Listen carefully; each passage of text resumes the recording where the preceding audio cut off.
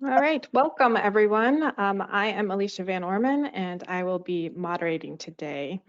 So we are very excited to be able to share brand new data on family experiences during the COVID-19 pandemic with a special focus on families of children with special health care needs. Thank you. So just as a reminder, all lines have been muted. Feel free to type questions into the question box as you think of them. We will be holding all questions until the end, but I'll keep track of them as they come in. And if you have any technical issues, you can send a message to me in the chat.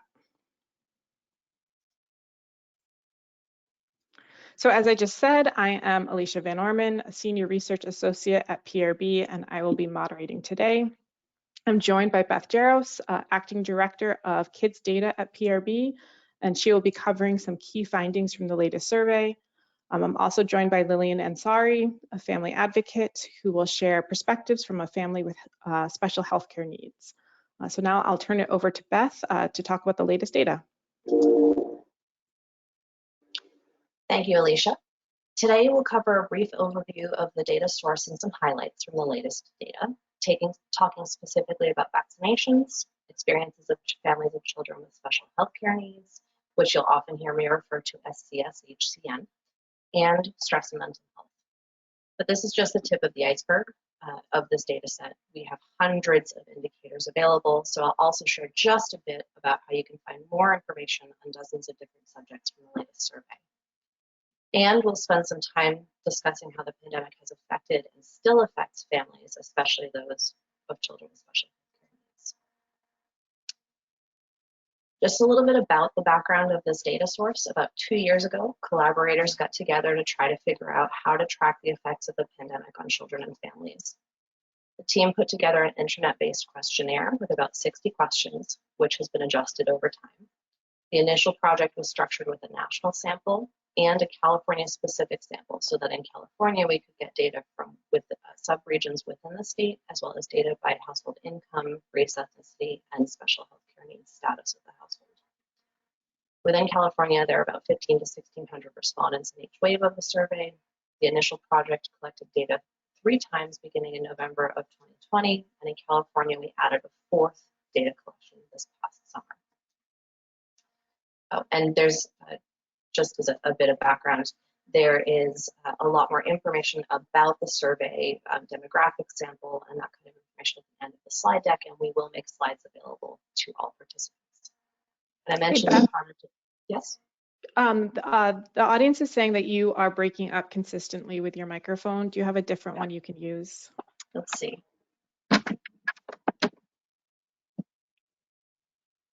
Let's try that. Is that better? It is right now, so let's see how it is as you go along. Thank you. So I mentioned that the project involved a team. In the first 3 waves, that team involved the American Academy of Pediatrics, the Centers for Disease Control and Prevention, Prevent Child Abuse America, and Tufts Medical Center's Healthy Outcomes for Positive Experiences. And the California team involved the Lucille Packard Foundation for Children's Health, the California Department of Social Services and California Department of Health, Public Health Essentials for Childhood Initiative, and CDPH's Office of Suicide Prevention, as well as Kids Data. I'm going to interrupt again, Beth. I'm sorry, you are breaking up still. Oh no, let's see if I can do it without any. Can you hear me if I just do this way? Yes, I can. Okay, so we'll try with no headset and hope there's no background noise. Thank you all for your patience. It's never a webinar without at least one technical difficulty. So I mentioned that we're going to cover a couple of topics. Let's take a look at the first data on a new question on vaccinations. One of the key findings from the data is that most children have been vaccinated against COVID-19. Most children have been vaccinated against COVID-19. Statewide, about 53% of households responded that their oldest child was fully vaccinated against COVID-19. And at the time of the survey, that meant children who had received at least 1 dose of the Johnson & Johnson vaccine or 2 doses of Pfizer, Moderna, AstraZeneca, or Sinovac. And given that this question was asked of the oldest child in the household, these data do track with administrative data from the state about the vaccination rates among children and youth. But one thing the state administrative data do not have is that we do have is income level. And as we can see here, household income is strongly correlated with vaccination status. Children in households with more than $100,000 in annual income, the bar second from the left, had nearly double the rates of completed vaccinations compared with households with income below $30,000, which is the bar to the far right. The survey also provides important context about households with children with special health care needs. Throughout the presentation, households with CSHCN will be to the left, followed by households without CSHCN, and in many will show households, the average across all households to the far right as a comparison. So as you can see here, looking at the bar on the far left, in June 2022, households with CSHCN were more likely than other households to have their child fully or partially vaccinated against COVID-19. In households where the oldest child was not vaccinated or was not fully vaccinated against COVID-19, we asked for information about why they hesitated. Respondents could select more than one reason. As you can see on the far left, more than 1/3 said that they were worried about side effects was one of the main reasons for their hesitation. And then moving from left to right, 1 in 5 said they were worried the vaccines were developed too quickly, didn't have enough information, or didn't think it was necessary. 1 in 10 said they don't believe in vaccines. And honestly, that one breaks my heart a little bit, but that's another webinar for another time. About 4 in 10 respondents said they planned to, but had not yet vaccinated their child, or that their youngest child was too young. And given the fact that this survey was in the field in early June, that was just as vaccines were being authorized for youngest ages. So now diving deeper into experiences for households with children with special health care needs. We know that by the end of the 2022 school year, most children had returned to school in person. Among our respondents, less than 10% reported that their school was still closed for their child. The share of households who had after-school activities canceled has also fallen, but was twice as high for households with CSHCN. And I think when Lillian shares her story, it will add important context about why these rates are so different. Another dramatic difference for households with CSHCN is in the level of concern about children being behind at school. While levels of concern dropped compared with a year ago, still more than half of CSHCN caregivers are concerned about their youngest child being behind, and that's about double the level for households without CSHCN. We also asked for information about whether children had fallen further behind or had caught up. As you can see in the dark orange bars, more than 1/3 of children in households with CSHCN were still behind or catching up, had fallen further behind or were still behind but catching up. And that less than 1/4 had not fallen behind. And that's compared with 40% of their peers who had not fallen behind. So some really big differences in households with and without CSHCN on school preparedness. Another important finding from the survey is that the majority of all parents and caregivers are concerned about their child's safety since public health orders were rolled back. More than half of all households reported that. So of course, some people may be claiming that things have returned to normal, but about 58% of all caregivers and 65% of caregivers for CSHCN are moderately or extremely concerned about safety in this new normal. Caregivers in households with CSHCN are also concerned about their oldest child's mental health. While rates have fallen over the past year, more than half of those caregivers are moderately or extremely concerned, compared with less than 30% of caregivers in households without CSHCN. In somewhat more hopeful news, children in households with CSHCN are more likely to receive needed mental health care services compared with their peers in other households. To be clear, though, these rates of receiving needed services should be much higher for all children. We have more resources about the importance of mental health care on kidsdata.org. And as I was reviewing the results of the data from this summer, one of the things that jumped out at me is that despite suggestions by some that things have returned to normal, levels of parental stress actually went up, not down. The increase in stress may reflect some of the things we've already seen: concern about children being behind at school, concern about health and safety, and also, although not shown here, concern about financial stressors. And high levels of stress among parents and caregivers can show up in negative ways. Over the course of the pandemic, this survey has consistently found high rates of shouting, yelling, and screaming in the past week across all households, with particularly high levels in households of children with special health care needs. To me, this suggests an important opportunity for policy and program intervention. Are there ways to give parents and caregivers respite to reduce their stress levels before they boil over? Are there other supportive services that can be put into place?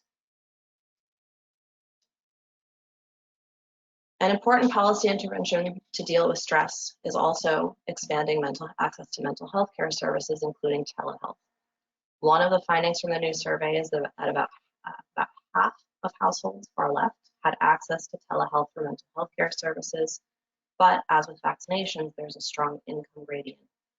Households with more than $100,000 in annual income had the highest rates of access and were least likely to be unsure of how to access mental health care services by telehealth, while households with less than $30,000 in income had the lowest rates of access. And households with CSHCN were most likely to use telehealth mental health care services, whether in the past week, past year, or early in the pandemic. So in short summary of the findings, there are challenges for households with children with special health care needs. There were more disruptions to school and activities. There's concern that they've fallen farther behind at school and more concern about mental health of the oldest child in the household. But there are also some positive signs.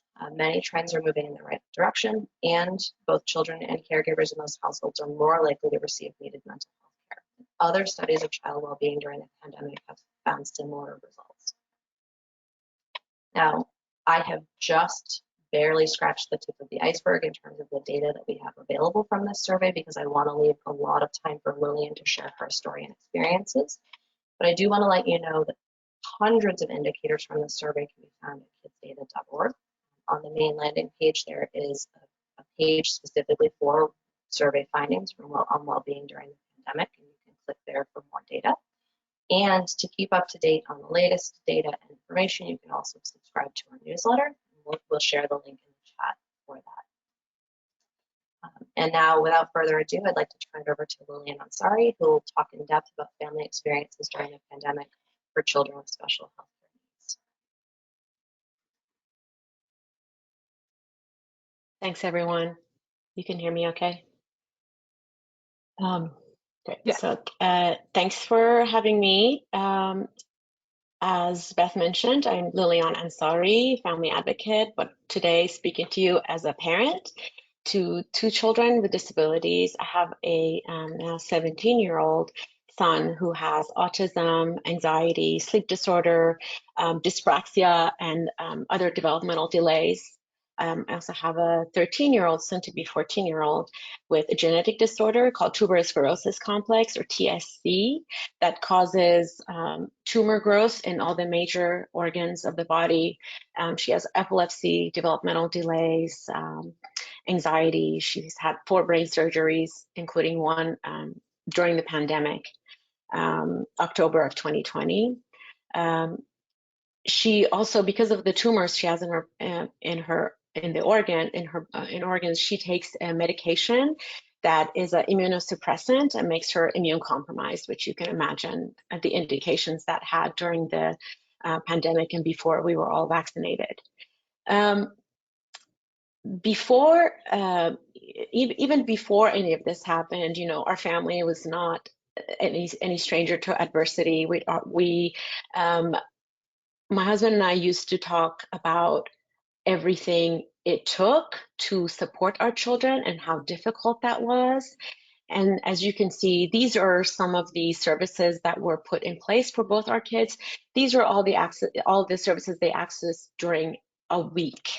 So our son had about 8 different providers during the week. Our daughter had 15 different providers and therapists supporting her and just kind of shepherding them through this life every week. It was a lot for us to maintain all of this for our kids, and we used to think about how difficult things were and how are we going to sustain this for however many years we have to support our children. And of course, little did we know all of this was going to go away and we were going to be left to do all of this for our kids on our own. And little did we know how much more difficult it was going to get, and it did get. And honestly, it really nearly broke us. The 24/7 extreme parenting was just, no easy task. Having the two children we do also, and having children with disabilities, as some of you I'm sure know, can also be a really isolating experience. Our kids have needs like learning needs, behavior difficulties. They need help with self-care, with feeding. They have sleep issues. They need help with socializing, and we were then left to kind of deal with all of that 24/7. Before the pandemic and before distance learning, the only break we ever got was when they went to school or when we had respite. And of course, that was all gone. We were not able to ask for any outside support because our daughter was immune compromised. We couldn't have our son go anywhere also because the same reason, we couldn't have him bringing anything back. We actually lost a 12-year-old little girl in the TSC community early on in the pandemic because she got COVID and she had a status seizure and passed away. So it was just terrifying to have to, do everything it took to protect our kids. So we were isolated with no support and having to kind of navigate this whole situation on our own. I had also basically lost my job because my husband was still able to work, but because I had to support the kids during distance learning, even though I had worked really hard to build a private practice and a career as a disability advocate, that was all kind of out the window too. And as I mentioned, because having our kids can be so isolating, they have behavior issues, they have, everything they have going on. We had worked really hard to build a community, and not only our support system, the providers and everything was gone, our community was also gone. Our son, who was less impacted by disability, initially did kind of okay with distance learning. It was interesting because some of the social pressures were gone, and he likes technology, so he was a little bit less anxious. If he needed a break, he could walk away from the computer. If the other kids in the classroom got too loud or if he got dysregulated, he was able to sort of walk away whenever he needed to. But as most kids with autism, he also has challenges with communication and with socialization, and he 100% regressed. And even now, after almost nearly 3 years, he really doesn't want to do much. He doesn't know how to talk to kids his age, basically. Even when there are events that he typically liked to do, say going to the movies. He doesn't want to do that anymore. He just has become a lot more reclusive. And even when there are the events things that used to be preferred things for him, he really no longer wants to do. It takes a lot more coercing to get him to engage with other peers, and a lot more facilitation for him to understand and know what to do with the kids. So initially he was okay with distance learning, and then eventually he wasn't really able to access distance learning anymore either. It was difficult because my daughter, who's more impacted by disability, would get extremely agitated to the point where our kids couldn't be in the same room together. So that distance learning stopped working for him eventually, and he had to go to campus still on the computer. The teachers were still not on campus, but then he had supervision while he was on distance learning. It was kind of a bizarre setup where he's on campus, but he's still distance learning and basically has somebody, babysitting so that he could be in a quiet space, accessing education as well as he could. Our daughter, however, like I said, because she's more delayed and more impacted by disability, she didn't understand what was going on. She didn't even know what COVID. She used to think it was a person. She'd say, when coronavirus leaves, I'm going to go to school. She thought it was a person. She had no idea. She had no idea why she couldn't go to school, why she couldn't go to the park or to the movies or do the things she wanted to do. It was really hard for her, I think, I imagine, for her to understand why she was at home, but she was expected to do schooling at home and not at all responding to me, playing teacher to her. It got to a point where she would get super dysregulated even as soon as we opened the computer and she would hear like the chime of the Zoom coming on. She would scream for 45 minutes. And even though she was in a special day class with other kids with disabilities, the way they had things set up was for them to log on and off, do asynchronous and synchronous learning. None of that was happening for my kid. It would take her 45 minutes just to be able to calm down, and then she would have maybe 10 minutes on screen, and then she had to log off and log back again. And it got to a point where it was just no learning was happening. She wasn't accessing anything. So we basically stopped. This was a kid that at 12 years old was just learning to read after, putting a lot of different interventions in place and working really hard to develop her IEP and put the services in place. She was just starting to read, and that was all out the window too. She used to love going to school, and now she hated it. Even to this day, if one of us is or on Zoom, if she sees that computer open, or if she sees that, she gets upset and she asks me, is that my Zoom? Whose Zoom is that? Who's going to be on there? She wants no part of it. A lot of our kids are now accessing, or a lot of us and the kids accessing telehealth or other, even fun classes, art classes, virtually. My daughter's not able to access any of that because she literally has trauma from the months we were trying to get her to engage in distance learning. After the pandemic, and when we were not after the pandemic, after distance learning, we got to a point where we were all vaccinated and felt kind of okay. Having her go to school for summer school with a mask on, worked really hard on getting her to keep the mask on. And we did try to send her back to school during summer school or extended school year for our kids. And my tiny little, 85-pound dainty little girl would get so upset and dysregulated. She would actually pin me against the wall as I tried to drop her off at school. She'd pin me against the wall, and she would get so upset. She had like superhuman strength.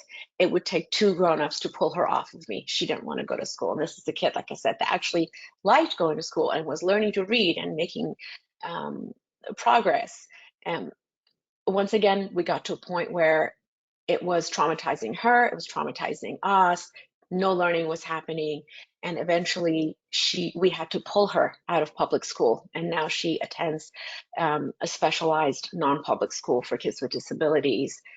After a year and a half of attending that school, every Monday morning, she still asks me where she's going, if she's going back to her current small school or if she's going back to the public school. Checking with me, because that's how traumatized she was. She's still working on gaining some of the skills that she was getting before the pandemic. I would say neither of my kids are still at baseline of where they were 3 years ago, and socially or academically, but we're still working on it. And honestly, I know a lot of us, a lot of families, everybody was going through it. Everybody was struggling during the lockdown and the distance learning. Everyone was struggling. Our families were just downright suffering. We were suffering every day. And on top of everything we had to deal with, being on social media or hearing from other families that were seemingly kind of enjoying, in a weird way, this whole process, and kind of carving out time to slow down, spend time with their kids, and inventing games and baking together and doing things together. And watching that was also really hard. I can speak and to my own experience. I think for my husband was too. It was really hard to watch that because we were basically just trying to keep our kids alive. No progress was happening, no learning was happening, no socialization, nothing. We were just literally trying to keep them alive. We were not enjoying all the time together. It was really, really difficult, and we felt guilty. We felt guilty for not being able to enjoy all the downtime or the sweet, close family time together. And kind of, feeling like we're failing our kids. We're supposed to enjoy this downtime together, the quiet time together, where a lot of the distractions are kind of out of the picture, and we're just supposed to enjoy being together. And honestly, we were not. We were not enjoying being together. It was hell. It was really hard. We did end up getting a support person from the regional center at home eventually that was supposed to help just kind of relieve some of the stress and the pressure. Unfortunately, that wasn't really helpful because the person that sent to us apparently had 1 day of training. It was supposed to be behavioral respite, but she had 1 day of training, and she really was in no position to help support our kids behaviorally. So it ended up being another source of stress where I was trying to train her to help our kids. And it was just, she was way over her head. She wasn't really able to help. And it ended up being, again, another source of stress where as soon as she would come in, my daughter would just start screaming because she didn't want to have anybody in the house. Even to this day, if someone knocks on the door, she gets really upset and wants to make sure it's not somebody that's there for her, or if someone is just visiting me.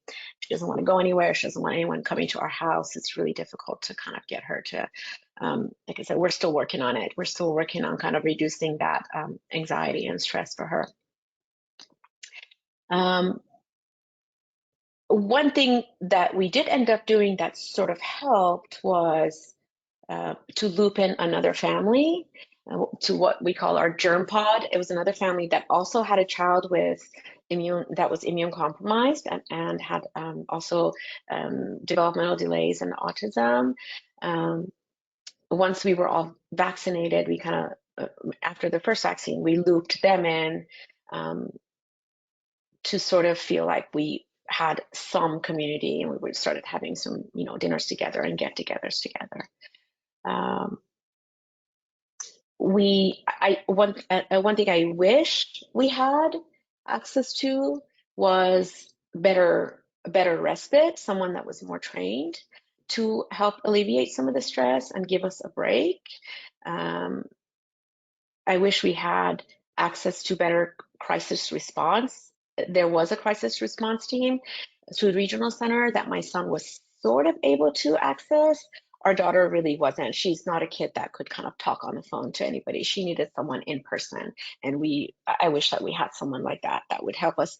Actually, even if someone could help sit with her, make sure she's safe while we walked away and kind of screw our head back on so we could come back and help her, that would have been helpful. The crisis response team, we would call them every once in a while as needed for our son, and what it would do is just to kind of have someone there to help de-escalate him, be on the phone, for us basically to be able to walk away and then come back to talk to him. But I wish that they were a team that had better training and proper training, and that some of it could have been in person, because like I said, my daughter was not able to access any of that. That was okay for our son sometimes. I still wish that they had better training.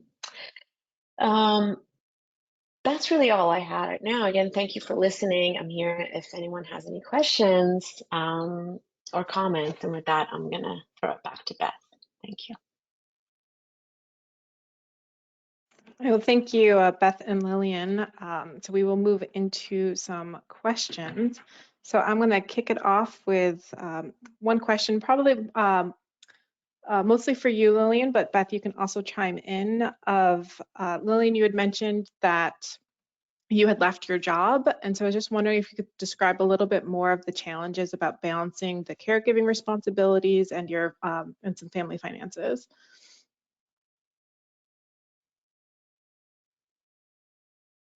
Sorry about that. So, as I mentioned, I fully recognize that we were very fortunate. We were lucky that we were still able to pay our bills and do what we needed to do with 1% salary. But I know a lot of our close friends and family that weren't. They were really struggling financially. They were going to food banks. They were going to the school districts that were giving out, groceries and money. So for us, I think it was okay. Of course, we had to make some,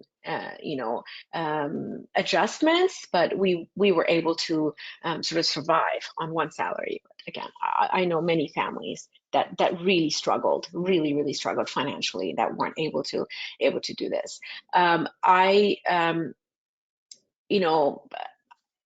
didn't choose to be a stay-at-home mom again, but that was hard. I mean, like I said, I wasn't always enjoying being home with my kids. It wasn't, I mean, it sounds, like sweet and nice, but as I mentioned, it wasn't. So it was hard to basically lose a career that I had worked really hard to build, a client, sort of a client base that was really, that was important to me, and that was hard. And took a while to sort of build that back up again as well.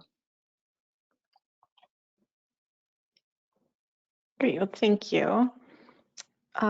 So one question that came in, I'm not sure that anyone will be able to answer this, but we see that schools need a navigation tool for parents and all parents to navigate the system, including when they have a concern or when they think their child is in crisis, whether with a physical or mental health concern.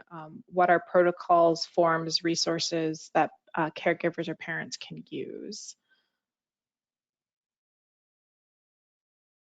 I mean, I can speak to about our own experience. I mean, for me, all along through this journey, the biggest source of support for us has been other families. That are sort of a few steps maybe ahead of this on this process than we are. And as we all know, nobody comes knocking on your door telling you what your child qualifies for. It's all, we have to, kind of figure it out as we go. So that's been a great source of support. Agencies, family resource centers, that provide services or support for families at no cost. Like in Alameda County, we have family resource navigators. In Contra Costa, we have Care Parent Network. In South Bay, I believe it's Parents Helping Parents. I mean, agencies that are just like have been a lifeline to a lot of our families, especially because they provide these services at no cost. Support for Families in San Francisco, that's another one. So that has kind of continued to be a hub and a source of support for our families, not just for emotional, but just for practical things like giving away, attending meetings, or having giveaways. That's a resource that I frequently use, that consists of families, parents, who are kind of walking the same walk we are. That I found that to be helpful. Great.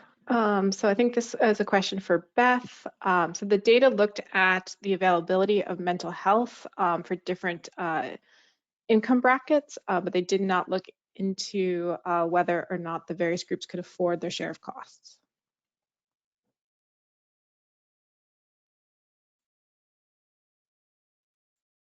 Can I answer that, Beth? You're muted. Huh? I will read what Beth has typed to me. She's having some audio problems. So Beth says that we do not have data on the reasons for children not receiving, we do have data on reasons for children not receiving needed mental health counseling, which includes a too expensive response option. Unfortunately, the sample was too small to do breakouts by demographic or income group. unmute. I'm going to try to unmute Beth. Just give me a second.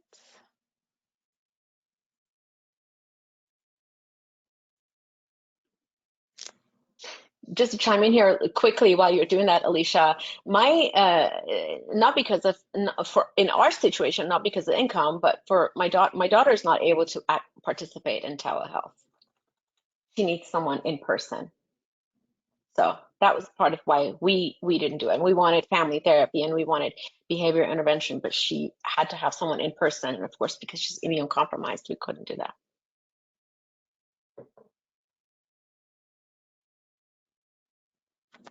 Great. So a related question is, Lillian, can you speak a little bit more about if the school did anything that was helpful, or did anything that the school do work? My son was at a non-public school already. At that point, he had just started.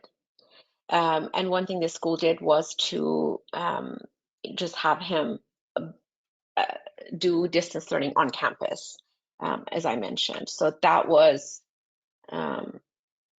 what sort of saved us at some point, where I had to just have one kid to support rather than both of them. And so they had, our district also had events for the kids. I know they tried. I couldn't get my kids to attend or participate.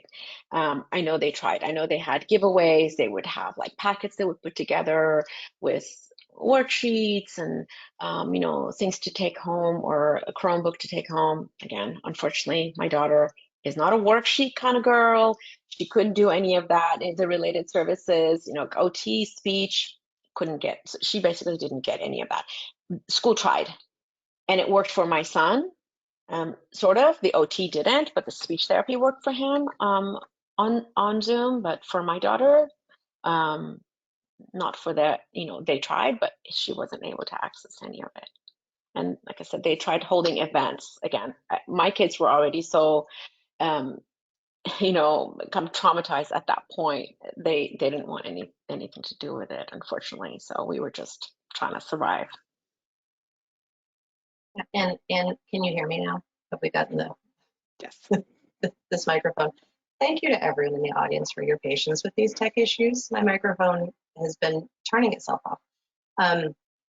In our case, and I didn't mention this at the outset, so my son also has special healthcare needs and is in speech and occupational therapy at school. And I will sort of echo that Zoom was not working particularly well for either of those things, but our school system is fairly small and fairly well resourced.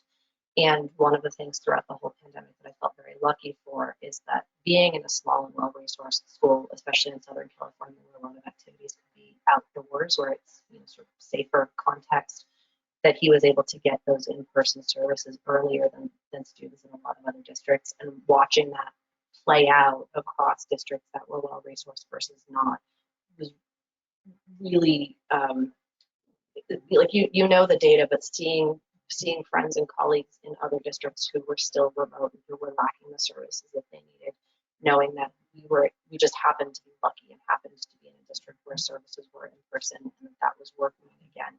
There were huge differences in the outcomes for those students, for sure.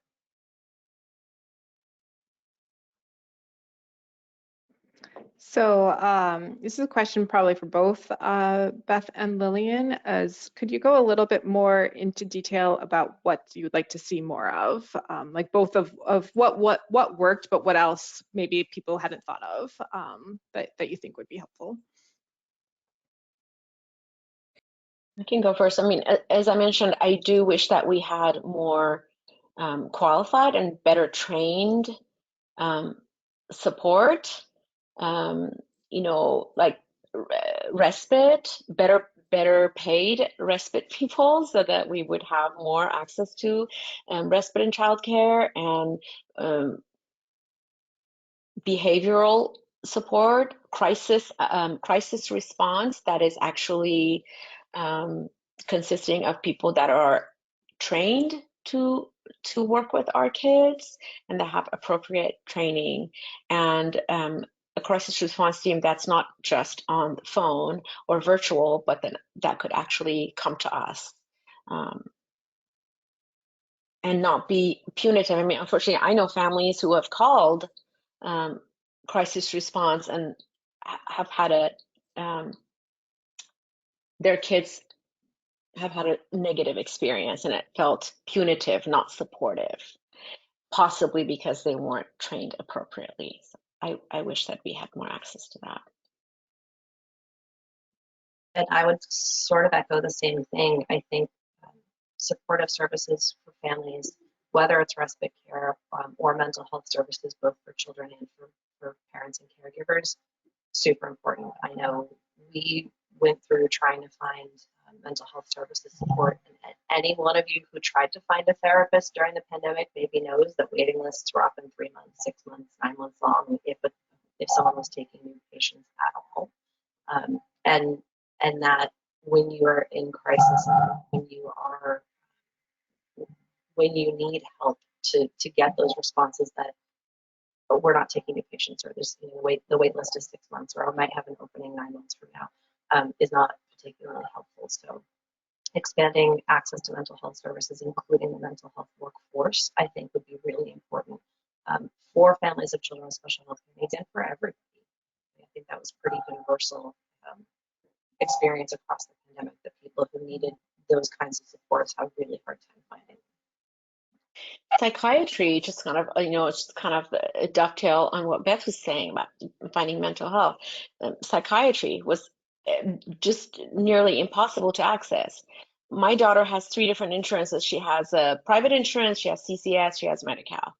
We could not find a psychiatrist to help manage medications. There was a year, we were in crisis, but there was even with a PPO, there was a year-long wait to get into psychiatry. And we were basically just left to our own devices to kind of figure it out.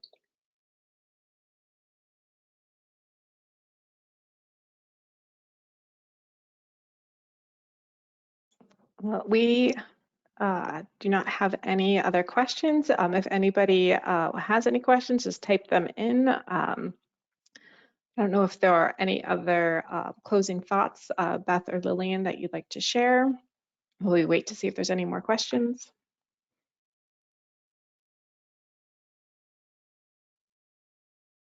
Lillian, do you have any more thoughts? I have a couple of closing remarks. No, I think I've said everything I could think of. Thank you. Thank you. Thank So you. I just wanted to let everyone know that we've greatly appreciated your time and attention this morning. I want to thank Lillian as well, and mention that we will be sending out the slides to everyone at the end of this webinar. Also, there will be a survey. We appreciate your feedback on the webinar. We know that there may be comments about the audio, so that's okay. But any feedback about whether this was helpful or what you'd like to see in future webinars would be greatly appreciated. And so Beth, I do have one more question that just came in. And so this question is, are you just California based? This person was looking at the data.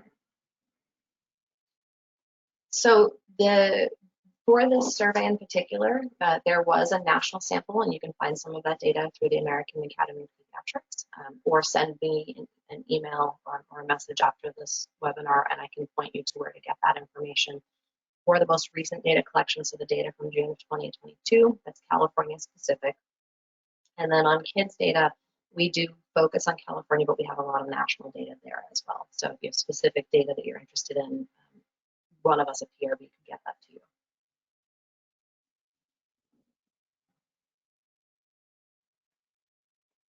Great. Well, it looks like questions are, there are no more questions. So if you would like to finish your wrap up. And so, as I mentioned, we'll send the slides out. There will be a survey. We would appreciate your input on that survey. And if you haven't already, please sign up for our newsletter and stay tuned for more data. Thank you all so much. And thank you, Lillian and Alicia, for your help and insights today. Thanks, everyone.